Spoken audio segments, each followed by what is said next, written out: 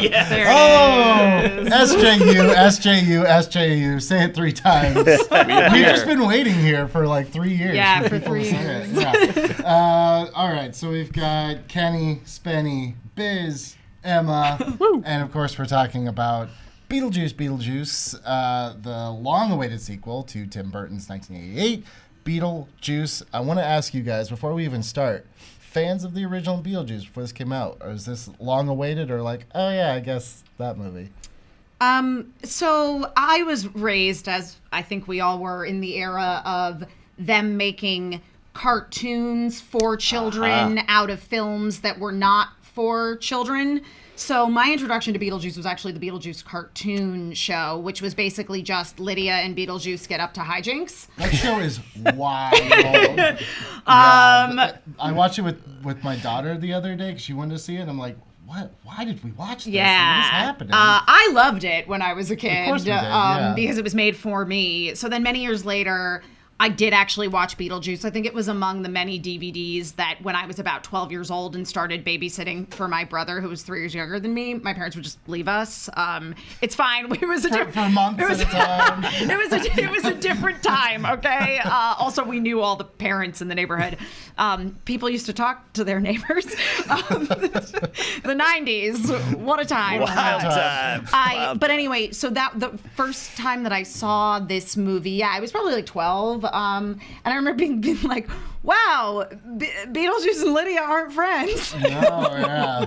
Big time not friends. That was my big takeaway from it. I saw it a couple months ago for the first time. Oh, really? Oh, wow, yes. Oh, it's really interesting. good. Way past the point where I could, like, really, truly enjoy anything. Sure, yeah. But as far as, like, movies, it's a really good movie. I feel like this would have been, like, one of your staples if you had seen it, like, in youth. Things could have gone Very way different then. yep. There would have been a lot of guy liner and a lot of bangs like this. Yeah. And, yeah, Some Dodge green, Apple. like, mulch-looking stuff on the side of your face all the time. 100%. I saw it in theaters in 1988. Let me take you back, kids. That's why I'm here with all the gray in my beard to get back to it. And yeah, I think it's one of those movies almost like, yeah, I love Beetlejuice. I haven't seen it since 1988, but I'm a big Michael Keaton fan. I did spend my entire life trying to find love with a goth girl, which did eventually work out for me. So, and then you look back, look back and you're like, oh, Beetlejuice is in it for like 10 minutes, and he's kind of an a-hole, but part of fun. Part of the fun. Yeah, it was the kind of the Hannibal Lecter thing where you kind of misremember how much they're actually in until you watch it. Yeah, Beetlejuice, I saw it a little bit later in life, not quite as late, but it's one of the few like horror quote unquote that I don't need my scaredy blanket for, so I'm all for that. You know my scaredy blanket. It pops up every time I have to watch a horror movie. I just cover my head the whole time. Same. So huge phenomenon, Beetlejuice. Kind of strange that just nothing really came of it. We got the animated series. Well, it's interesting. I think I'm of two minds about the nothing really came of it. Yes, nothing really came of it in terms of there being an actual sequel, though there was a sequel to Beetlejuice that was written many, many years ago, not very long after the release of the first film. And in 2020, when we were all at home just trying to find stuff to do, some of my friends and I actually did a script reading of that original Beetlejuice sequel. Beetlejuice Goes to Hawaii? No, it wasn't Hawaii. This was not Beetlejuice Goes to Hawaii. This was another Beetlejuice script. It was sort of a Phantom of the Opera plot, actually, where it's basically just like another group of people get into hijinks with Beetlejuice, which is what I would actually want a Beetlejuice sequel to be. But I did. We'll get into this movie in a second. But was this the one where the opera singer, he tries to like change places with him? Yeah. Because there's elements of that end up in So Beetlejuice exactly. 2. So it's like he is trying to like take the life of somebody else, if I recall. And there are parts of that script that you could not do today. However, I was pretty impressed with how fun it actually was. But again, I was a tour guide at Universal Studios for many, many, many years, and Beetlejuice is a park character. Yeah. Again, not for children, but Beetlejuice is a park character. So to me, Beetlejuice is sort of continued to be part of the cultural zeitgeist despite not having additional films. Yeah. Interesting that we got there. But here we are now, year of our Lord 2024, and we have a new Beetlejuice. kind of a return to form for Tim Burton. He's had some real stinkers the last 10 years or so. Oof. I was shocked after Dumbo, Peregrine's Home for Fantabulous Babies. That was it. That's actually what it's called. He had any juice left to squeeze. But, something about dating Monica Bellucci just brings it out of you. And look, this wasn't as good as Beetlejuice, but it wasn't at all embarrassing. No, at all insulting. And it's still, Beetlejuice to me was a movie that's so based on vibes, because it's just a series of spooky bits in a row with a very loose plot that they just kind of hand-wave the third act. And it's just that again, and it's good. I liked it. Yeah. I think the biggest victory for me on seeing this again was Burton just being that weird Cal Arts kid who's like, I'm going to do some weird stuff, and you're going to...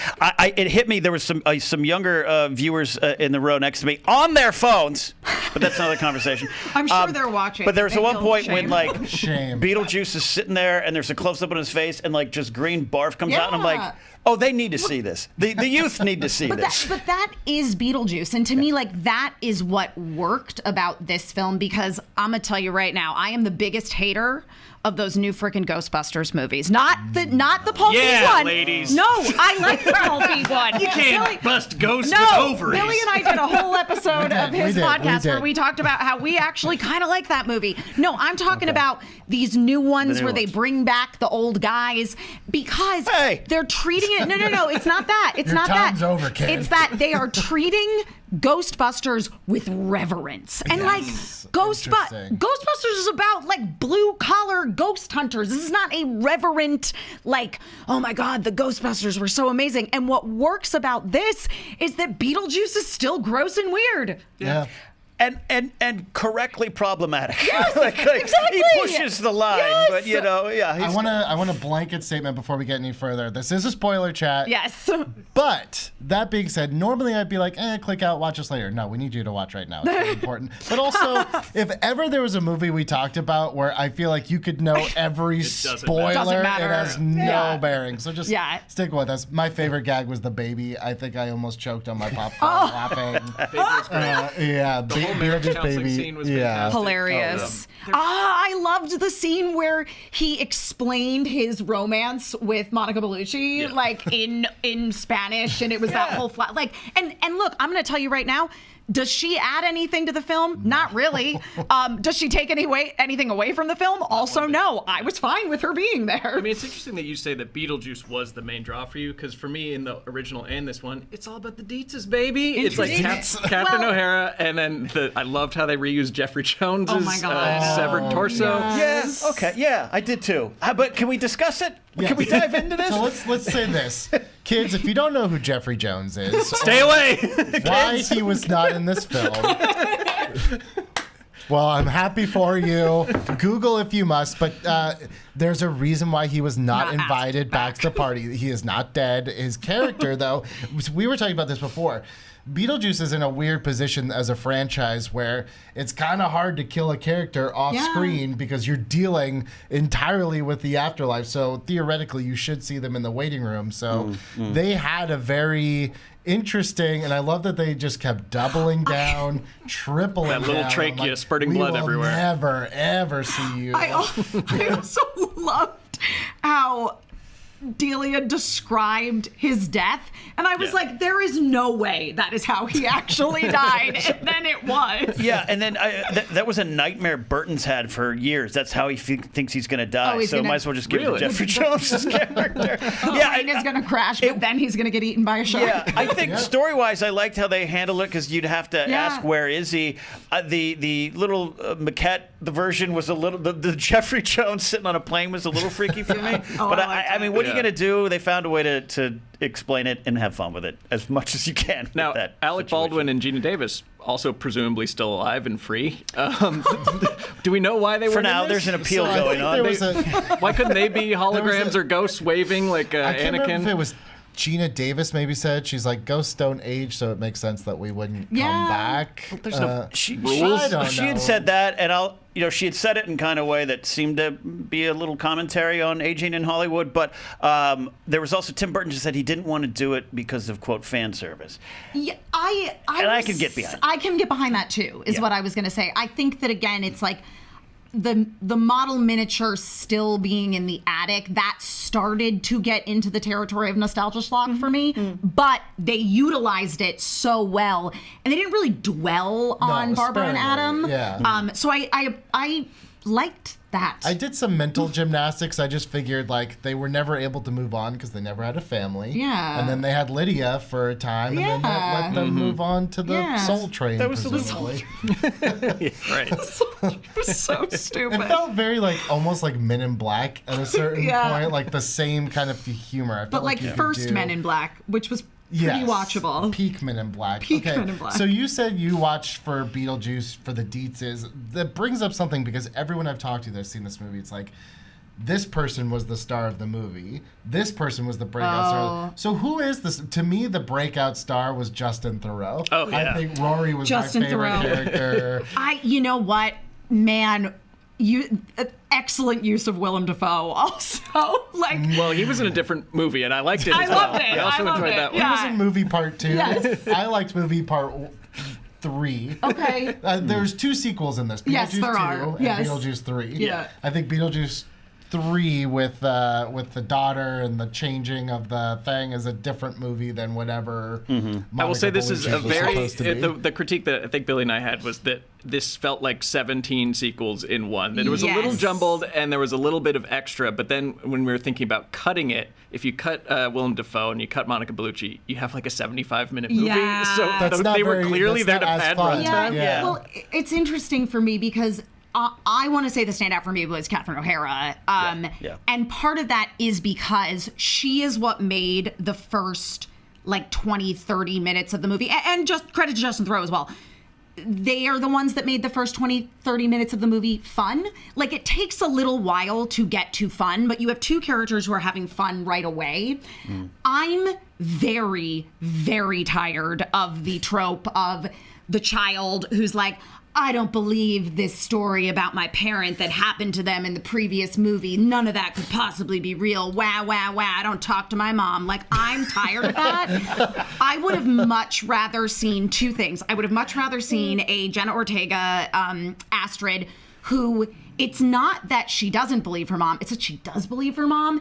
And she's mad that she can't see ghosts. She's like, why didn't I get that cool ability? I'm a goth girl. I want to be able to see ghosts. And number 2, I want to see a Lydia that's so into her talk show.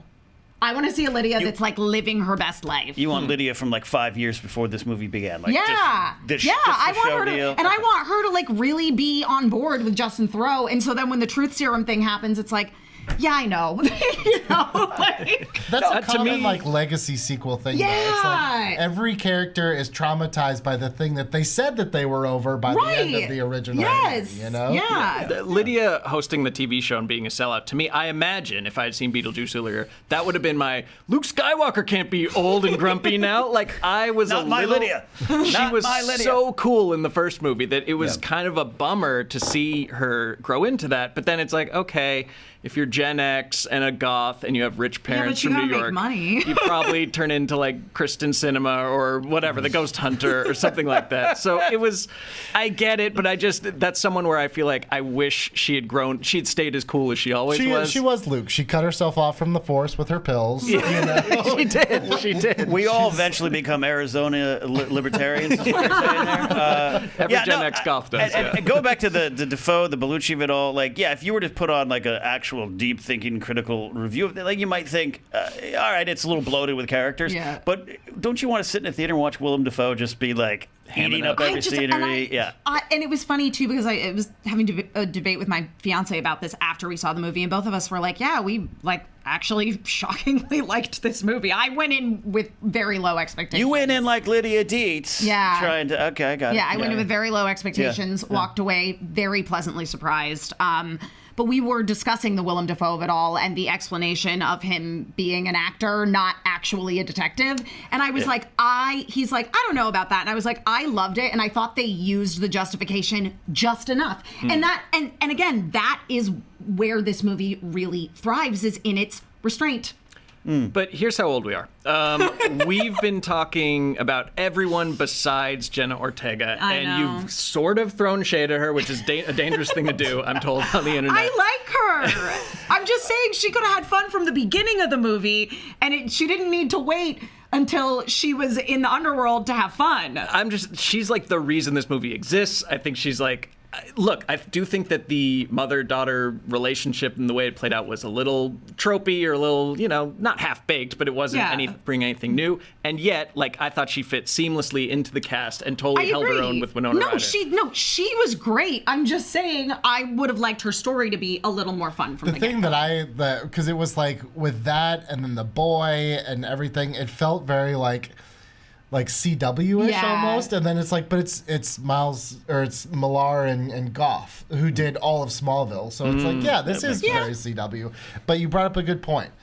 To me, when I heard Beetlejuice was coming, I was like, oh, Keaton is back as Beetlejuice, and I just assumed, probably wrongfully, that everyone was back for Keaton.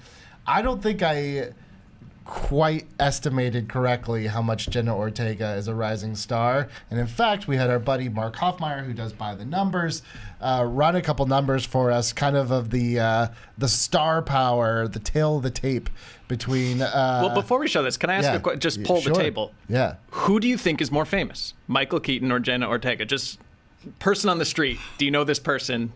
Show him Michael Keaton. Show him Jenna Ortega. I don't know how I cannot say Michael Keaton. Like, he's such it's Keaton. Key part of my childhood. Keaton's having this second Keaton renaissance. Birdman era was the first couple. Actually, I'd say The Nice Guys was his, working at the Bed Bath Beyond is still one of the great comedy moments of film. But it's Jenna Ortega from a certain point of view, because now we're like the mom from Schitt's Creek is in the film, and like those kind the mom from Schitt's Creek. And it's like we can put on the old person's hat and be like, hey, have you ever seen SCTV? Like, no, I've never seen anything prior to 2019. I have to agree with you, because I would have said that Keaton coming back as Batman should have blown up the world, and it did not. Mm-hmm. So that was elder abuse. That was just that was just sad. It also wasn't like turns out it was just a tax write-off anyway. Yeah. So it wasn't the same Batman. It was all different. But anyways, let's take a look at some of the numbers that our good buddy Mark was able to pull for us. So this is kind of interesting. Wow. Yeah. We look at, do people know Jenna Ortega if you were to pull a random person off the street? Well, if social media is as big as I think it's going to be in that decision, obviously Jenna Ortega, much more plugged in than Michael Keaton is. I don't think he really cares anymore. But the number I want to look at that I think is really interesting is the worldwide box office average. Now, wait, hold on. I have a question. Is Keaton's adjusted for inflation? Yeah. So hold on. There's a handful of I'm sorry. I've just brought up Keaton's Instagram page. He is not bringing the heat on social media. He just posted a photo of a chalkboard that says "organic spelt flour is back."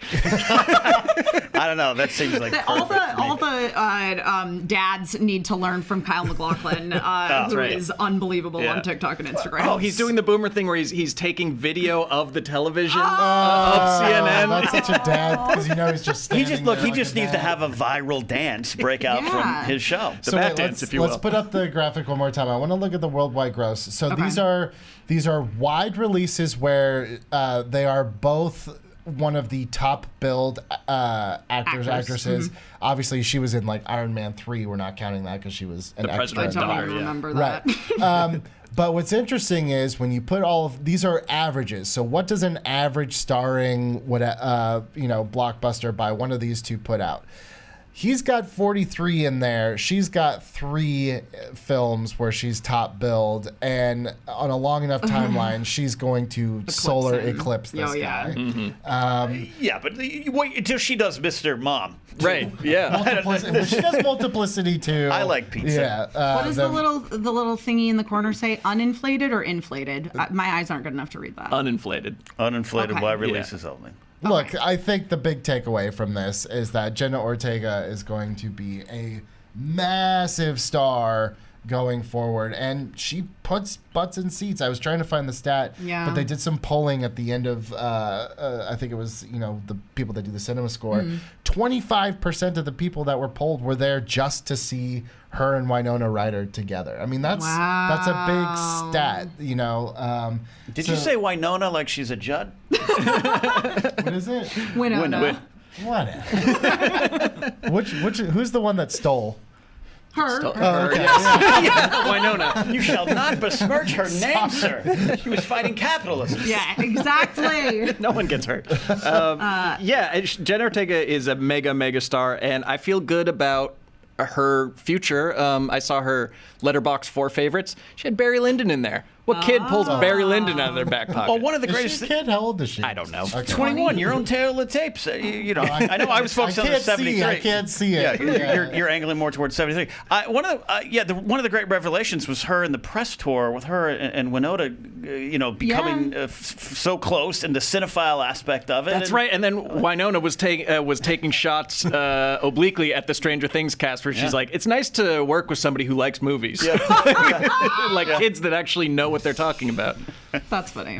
Yeah. But this is the thing, though, and again, I do think that Jenna Ortega is very talented, and I thought she was great in this movie, and she was right in step with these very accomplished actors and comedians. I mean, especially her working alongside somebody like Catherine O'Hara, who is an international treasure.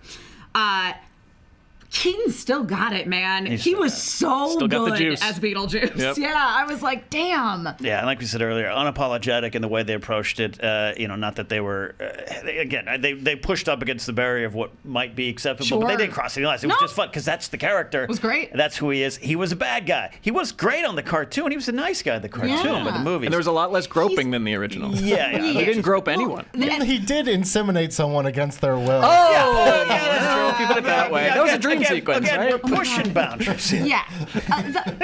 The other thing I will say is that part of what works so much about Beetlejuice as a character, which is true in both the original film and in this one, again, not in the cartoon, where he is just light mischief. Mm-hmm. Captain Planet. Beetlejuice is the right amount of bad. Because it's like, he is kind of the hero in some way. Like, he is essential to achieving Jenna Ortega not exchanging souls with a teenage murderer. Which I'm so torn about, because that was my favorite line of the movie. But also it's just like, we're just done. That storyline's just over. It was great. Okay. No, I loved it. Yeah. This whole movie had some of that stuff. Like even the death of Deets was like.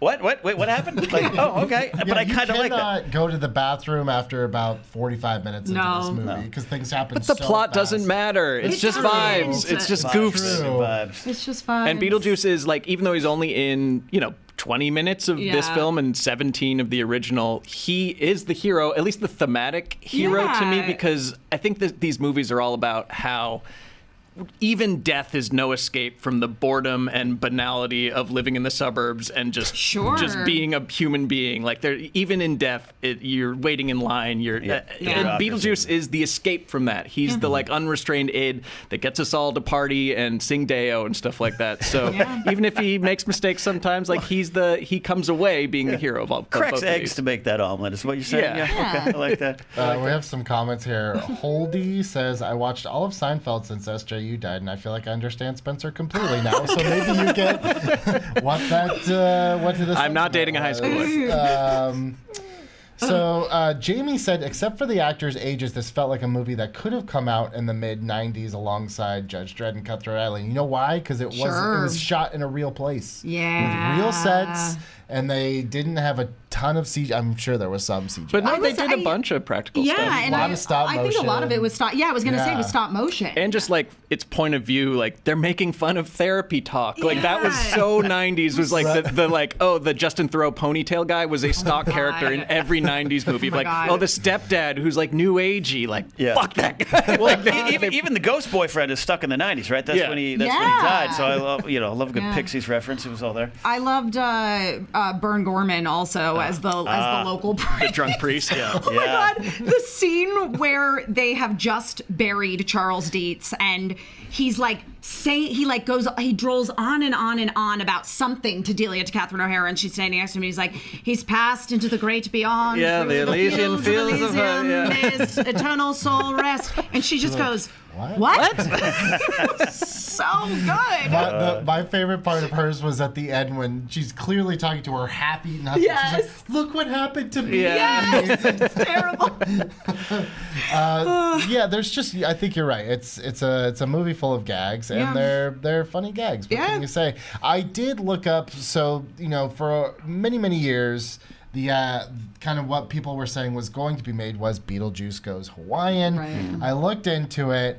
I guess the general premise was that the Deets buy this kind of this like vacation property in Hawaii. We basically just do the whole movie all over again, but this time with the backdrop of like a 60s summer surfer. No one goes party. Hawaiian anymore. It's a shame. I think we should bring it back. Blade goes I was Hawaiian. going to ask, would you guys have been interested in Beetlejuice Goes Hawaiian, or are you happy with what we got? More looking into the afterlife than changing up the... They could have handled the sitcom trope of it all well. I think the Kevin Smith quote is he was supposed to write that and work on it. It was like, didn't we say everything we wanted to in the first film, but we need to go tropic? Which is a great line.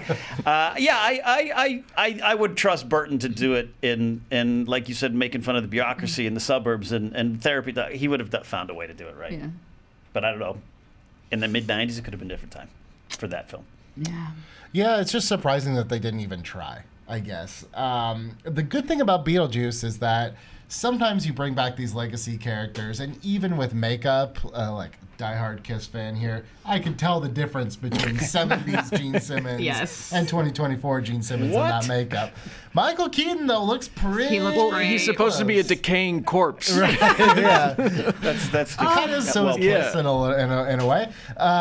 So my question to you is, this thing is doing pretty well right now. It's the second biggest opening in September behind It Chapter 1. Do you think we're going to get more juice? Or someone asked Tim Burton, and he made a very kind of jokey, like, oh, it took 30 years to get this one. I'll be 120, whatever. So I don't think so. I think this could be, they're set up for a sequel, Son of Beetlejuice or whatever. And I hope that they can stick with that naming convention and we get Beetlejuice, Beetlejuice, Beetlejuice. Yeah. Or a fourth one and we just take up the entire marquee. Beetlejuice. I could see it. Look, Burton has had his big studio phase, and he's obviously come out of it angry and more inspired to do art. If he finds a way to do it the right way, Keaton's still going strong. That's the nice thing about these days. Ageism still exists, certainly, but Keaton, 73, he gets to do this and have fun. I think you can find a way. I'd be curious, kind of what you were saying, Emma, going back to the original ideas for the sequel of, can you move off the Deets family? And with Jenna Ortega involved, I don't think you need to or could or want to. But I think that as it stands now, if they are going to make a third, and I like the naming convention of Beetlejuice, Beetlejuice, and then the third one's Beetlejuice, Beetlejuice, Beetlejuice, it does feel like we are setting up Jenna Ortega to take center stage in a third film, especially because it's like Lydia's, I just circling back, I did love when she has the conversation with Delia, and Delia's like, and I replaced your mother, and she's like, my mom's not dead. But now Delia is dead, spoilers. But, so now it's open to just be a movie about the relationship between Astrid and Lydia. And again, it's like we had that weird dream sequence that she has in the end, and it I don't know, it feels like there is a third movie here. We don't need one. We don't need one. We didn't need this one, no. But it was fun. I did like that the ending was, the first ending is kind of like a happy ending of, her dancing. And this one felt very much like those 80s slashers movies that has to end, or Sam Raimi type of thing, where it has to end on a dour kind of like, dour for Beetlejuice. Masters of the Universe, Skeletor has to pop up out of the ooze. Never saw it. Oh, wow. What? You don't know what Gwildor is? Those Power Rangers, right? Gwildor? No, the Goldar. That's Goldar. Goldar. You fool! You absolute buffoon! No, but Masters of the Universe, you're missing out on a key genre, which was, here's a thing you like, and here are characters you like. We're going to create two brand new human characters from Yeah, Earth. we don't really have the budget to stay in Fantasyland. Yes. He's going to New York City, baby. Yeah, exactly. Or wherever He-Man took place. It was not the late 80s. Yeah, If Eternia. they do another one, I want to know. Like, my only kind of like gripe, and the only time I kind of checked my watch was at like the wake for Jeffrey Jones, where I'm just like, can we just get back to the afterlife stuff? Like, let's go, let's get out. You of were here. the one pulling your phone out on the screen. It was me. That was It was Billy. me. No, Six seats I was down checking from my Ken. phone during the date with the hipster boy, but I did like that they twisted it because I just thought it was so tropey, and then it turns out he's a ghost, which was, half a twist. Yeah. Yeah. I guessed that from the moment she went in his house. Oh. I was And like, you don't oh, see he's the a parents? ghost. Yeah. Especially because you didn't see the parents' faces. I was like, oh, something's up here. Interesting. No, I wish I could say like, oh yeah, I got it. I'm definitely stupid. did not. It's one of film's great plot twists, Billy. Yes, I know. I'm still processing. Yeah, I was like, so. oh, this is a Sixth Sense thing. No, the other like rule. So here's the thing. Beetlejuice can't really be about lore because when you really start to think about like the No. rules, they make absolutely The lore no sense. is that it's like this arcane, twisted DMV Yeah. from hell, and the rule book is this thick, and like no one can really understand it. Which it's just like it's Kafka. The rules are that they're whatever they say they are. But I like Willem Dafoe's like, but if she kills you, you're really dead. Yeah. And I was just like, okay. The other thing I thought was like, you only work there. I can't remember if it's this movie or the first movie where they say like you have to work there if you committed suicide. Yes. So wait, her dad committed suicide when he was in South America. No, because he was working He there. was working. Yeah, he was in immigration. Dang. That's kind of dark. That's pretty grim. Yeah, that kind of like lesson. He fed himself to all those little piranhas. Like it just dampens a little bit of the reunion. That's just and like you're the ending wait a of minute. like that 7 was one pounds. of the little comedic details I liked. It's kind of this, reunion. Dad who died and daughter and wife are there, and he's got little flopping fish Yeah. on him. Yeah, that's It's just like- And again, it's they like stuck with it. I liked the restraint of like we didn't need a big backstory with Dad. We knew what we needed to know about Dad. He was like an environmentalist, hipster trying to save the planet, and he died in a boating accident in Brazil, and that was that. That's all we needed. Like I wonder, is there a chance that they, got it wrong and they thought it was a suicide? And I don't know that actor, but he seemed very like Doug from The Hangover. It's like we have all these celebrities, and then this guy is guy like, got a yeah, little sure. spot. Which was so funny because her again, like that's where you just either you go with it with this movie or you don't. Like Jenna Ortega's entire thing is just like, I miss my dad. I want to see my dad. I'm gonna go on this journey because I want to see my dad. Then she sees her dad. She's like, okay, cool. I feel good now. And then it's just over. It's great. like, Look. okay. I kind of like that approach of we don't need that big moment. We get the theme. They move on. You accept death and you move on and all that kind of stuff. And there's flopping fish again. That was good. But yeah, no, I was expecting a little bit more. I was expecting a whole lot Yeah. more, and then when it was just like, well, good to see you, and then we're just See you on. soon. Bye. I We're on watch to you. the Don't next- worry. I'm watching. When Yeah. You're not thinking. I'm watching. Yeah, and the one sort of unresolved plot thread, I use this term loosely, is the whole thing about how Lydia can't see him. Like they make a big deal, or Astrid makes a big deal with Lydia about how she can't see her dead husband. Oh, yeah. And we never And really he checks in on them. get into that. Yeah. Worst movie ever. Yeah. I take back every nice thing I said. Yeah. Bullshit. So We're just not going to answer that. We're going to leave that. They don't answer it at all. Yeah. I'm just going to try to counter your point, but I really don't. So Jim said it's good to see Tim Burton back. What Yes. he does best. 10 years ago, it felt like he was just making bad movies like Dark Shadows and Alice in Wonderland. I will say this about Alice in Wonderland. It made a boatload of money, so it's not, He learned the wrong lesson from that. Yeah, definitely maybe. did. Dark Shadows did not, though. So Raynard City says, what modern movies, this was going back to a comment Emma made at the beginning, what modern movies should have an inappropriate cartoon series? Yeah. Yes. Oh my God. That's. I would love to see No Country for Old Men. Oh my God. Oh, for Anton sure. Chigurh. Yeah. Just chasing someone. I'd like a Wild Saturday Coyote. morning wacky version of Gone Girl. Oh. Okay, yeah, Gone Girl will be fun. I could see it's that. like I could see that. Carmen Sandiego. Carmen like- Sandiego. Yeah. This is what was that crazy movie? Why am I totally blanking on the name of it? That was it was a horror movie, and it was the twins, but like her twin was dead and in the back of her head. You know what I'm talking about? You asked me a horror movie. What are you sleeping? Oh, the one with the oh god, yeah. Spencer? She has the thing inside her head that is. I don't know this. Malignant. Okay. Yes, Malignant. Thank so you. I actually one time kinda awesome. I like pitched a whole Malignant, like I might have been on drugs that are legal in California when I did this. But I went on a whole tangent about how NyQuil. I went on a whole tangent about what the sequel would be and how then like eventually we would like punt Gabriel, the evil twin, into outer space, and then like he would connect with a descendant of the main girl, and it would be a cartoon. It's like the Jetsons, and they just get up to hijinks. Perfect. I would go with Whiplash, and it's just like cartoon J.K. Simmons, like, oh, Mr. Fletcher needs me in drum class in 10 minutes. Hello, and he's like skateboarding down the halls, and then like, Miles or whatever his character's name is. Keep the beat, Miles. I'm surprised we never got an alien. You know, just like Oh, that's a good one. They'll make that anime or something eventually. That'd be fun. Yep. That would have been perfect for A 1988. lot of tentacles, yeah. Looking Japan will at the love it. chat, there's a lot of love for Bob, one of the kind of Bob, standout, I was side characters. devastated when Bob got his Justice soul for sucked. Bob. I was I thought he was going to devastated. come back at the end. No. No. Bob's dead. Bob's dead. No, Bob's dead. I did notice the weird connections that there are now two. Because Michael Keaton is not the Joker, even though he's acting like the Joker in this one. But the Joker's sidekick in Batman '89 also Bob. is Bob. Yeah, Bob Nagoon. Yeah. It's a funny name. One of only 3 action figures they made for that movie was Batman, Joker, and Bob Bob. Nagoon. Bob Lagoon. Well, who else would they do from that? Like, That is small. Alexander Knox. Yes. Oh, yes, we have our that. own Bob We have our in own studio. that's awesome. I lost my train of thought.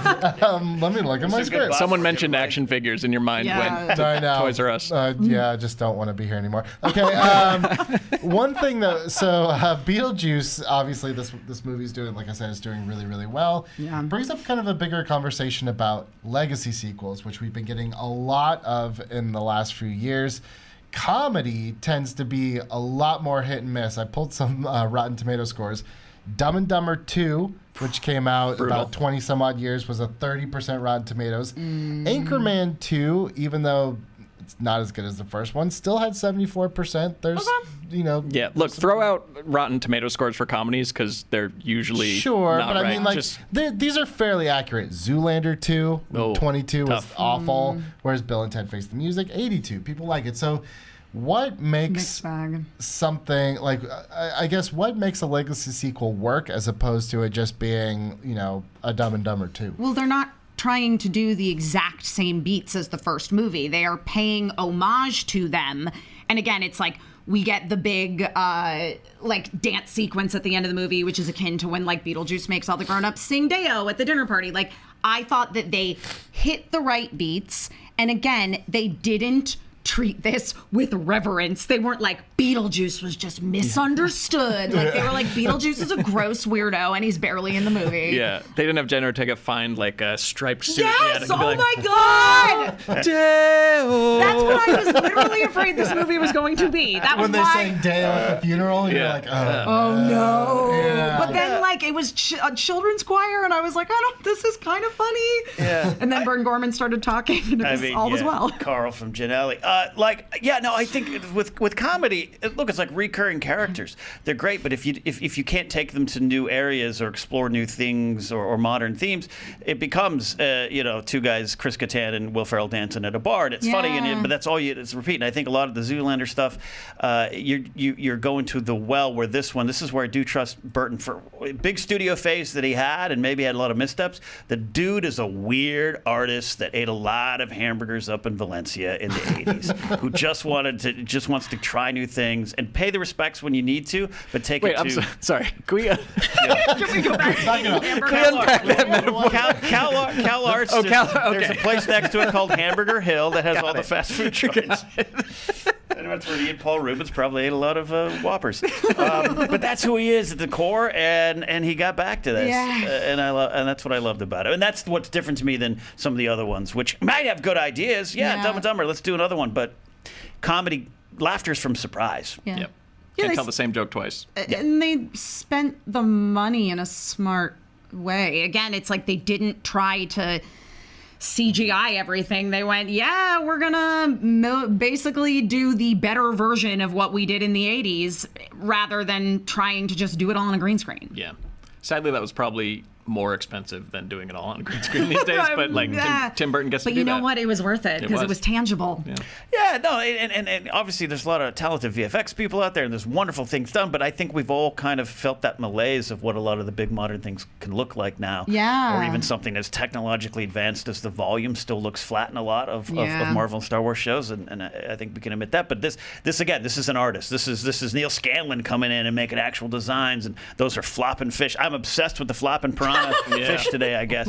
But yeah, it felt it. You felt the actual art there. And also, I didn't notice it too heavily throughout the film, but at least in the intro and some other moments, Danny Elfman only has grown stronger with age. Like he's like Danny Elfman times 10 now. Yes. Have you? And I don't know if it was just me, but it's just like I feel like a lot of times lately, I watched Twisters, and I felt like at least half the people were like, I guess I'm doing Twisters. Like, they really? like they didn't want to be there. No, everyone was happy to do Twisters. How dare you? Yeah, I'm actually surprised. Everyone was checking their bank account during the film to make sure that that's just because cleared. every actor is secretly British, so they can only sound like flat and unenthused when they pretend to be American. My point was, Beetlejuice, it felt like every single person not only wanted to be there, they were like having the time of their lives being there. I think that Twisters is such a... I'm sorry, I'm so offended in defending Twister's honor. Dude, I thought that was another good example. No one loves Twister as much as I do, and no one's heart was broken more by how it was a fun movie. craptastic Twitter. They didn't bring back anybody. They did from the first one. This is a segment What on. does that have to do with anything? Well, you were saying like no one was happy to be there. Like, they were just doing Twisters for a paycheck. But like, I'm saying Justin Theroux wasn't in the first Beetlejuice, but my God, he's having the time of his life on Beetlejuice.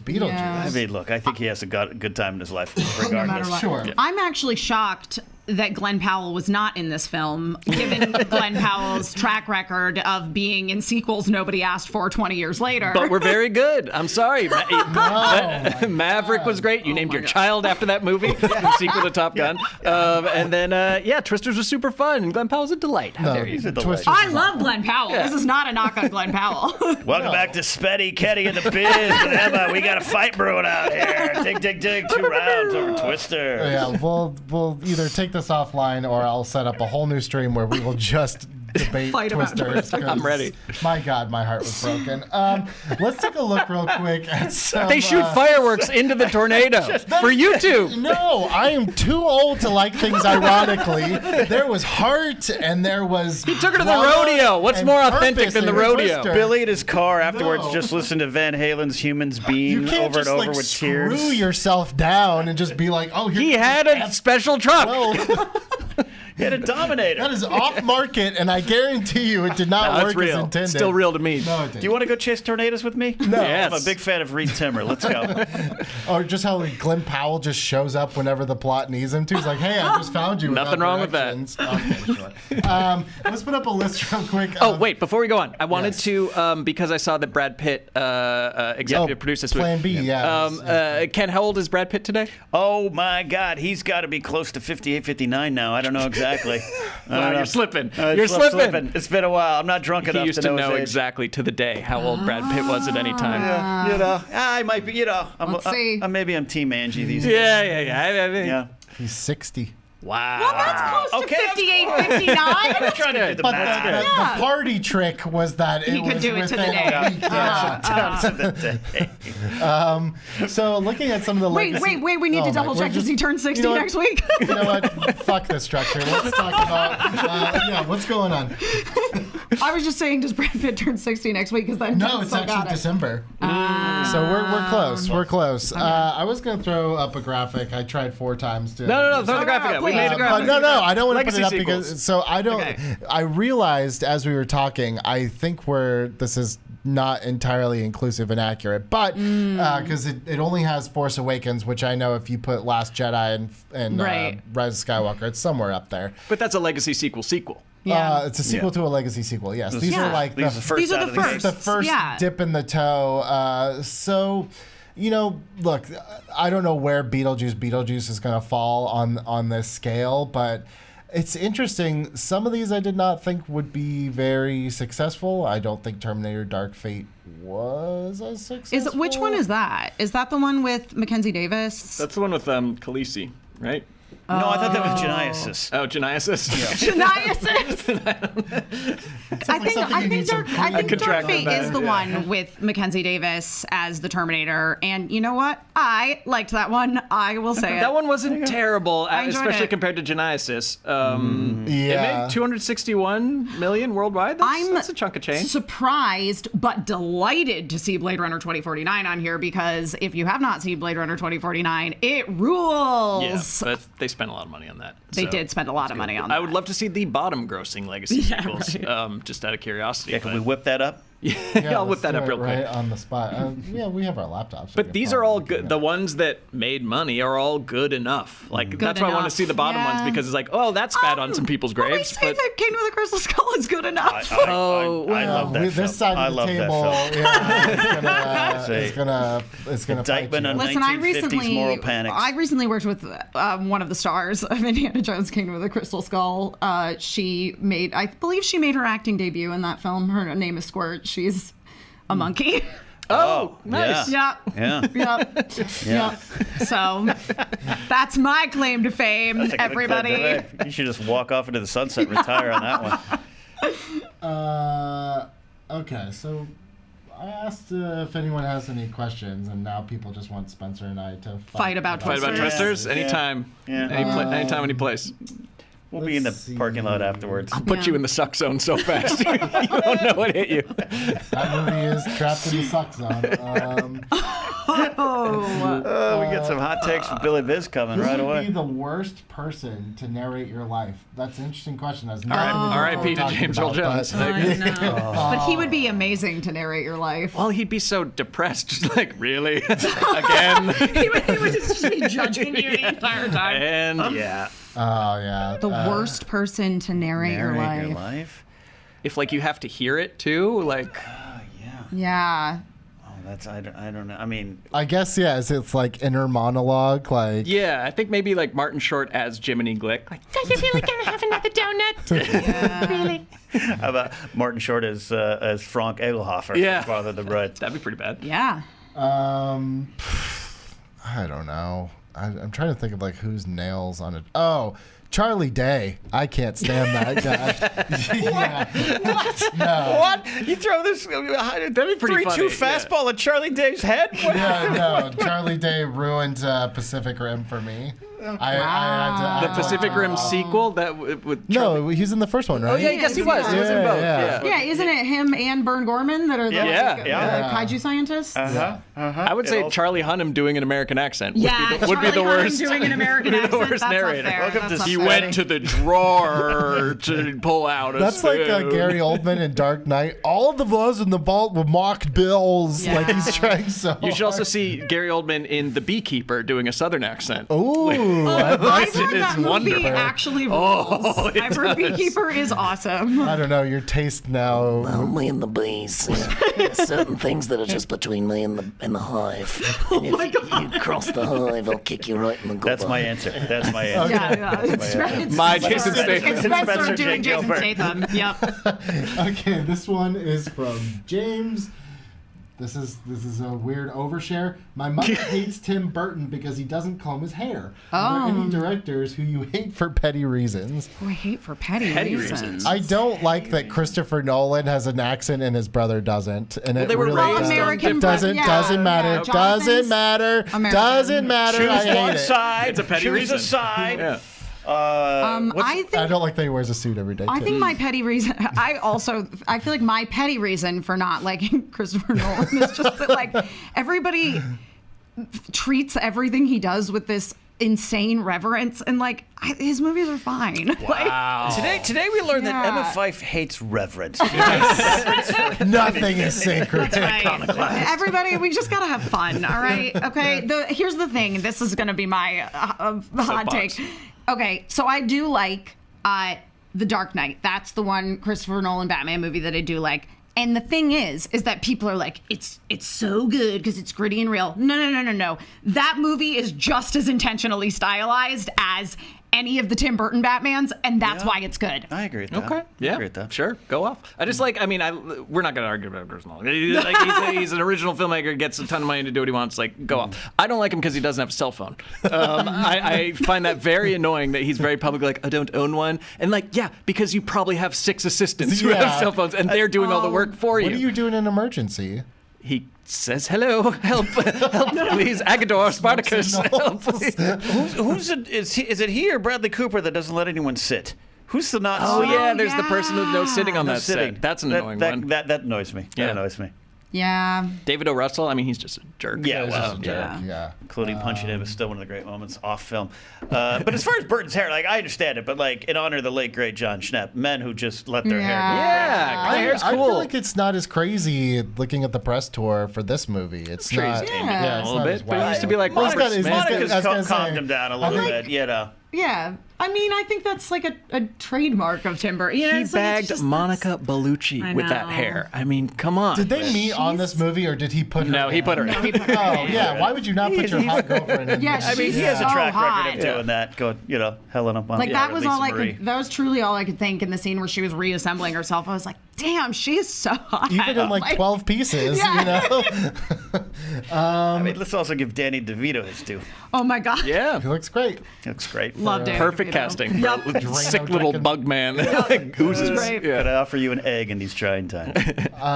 Let's see. Jim says thoughts on the thoughts on the announced Goonies sequel. I think it could work if the original cast have to show their What? Oh, Billy, your mic. thoughts on the Goonies sequel. energy going on here. I think it could work if the original cast had to show their kids how to go on an adventure and not be stuck on their phone. No. That is the absolute last thing I would ever want from a Goonies sequel. Again, I just hate it when it's like, we're the parents and we did this cool thing and our kids are so disconnected from us. Like, no, absolutely not. If we're going to do a Goonies sequel, just give me like a new batch of children unrelated to the original cast. They never say die. I've never seen the Goonies. Oh, I feel like you would have been a big Goonies head. Probably, Yeah, Sean? but it's like one of those things where it's like it was too late. So like I saw E.T. when I was like in my mid-20s. I was like, God. this sucks. What? So I then loved E.T. E.T.'s a I was just like, I'm not even I gonna know bother that with feeling. Goonies because No, Goonies is bad but fun. I mean, it's all screaming children for 90 minutes, but I have 2 of those. I don't need to watch Yeah. anymore. It's close to home. Yeah, I'm interested in that idea. Like, I'm always up for exploring anything. Like, I'm going to give it all case by case basis. It can go wrong, and Emma's shouted out some things that have gone wrong, and it can go right. You know, like all I'm saying is I'm waiting for Young Guns 3. There you go. I like this question because it's just so short to the point and has nothing to do with anything. Great. Best part of the Matrix. Ooh. The themes that have been misappropriated by the entire Yes. genre of men. The sheer number of Hugo Weavings. Oh, we're going all Matrix. Yeah, wow. All Matrix this is. No, he's you know, we get lots of hymns. Lots of hymns. I like lots of hymns. Yeah, lots of Agent Smiths.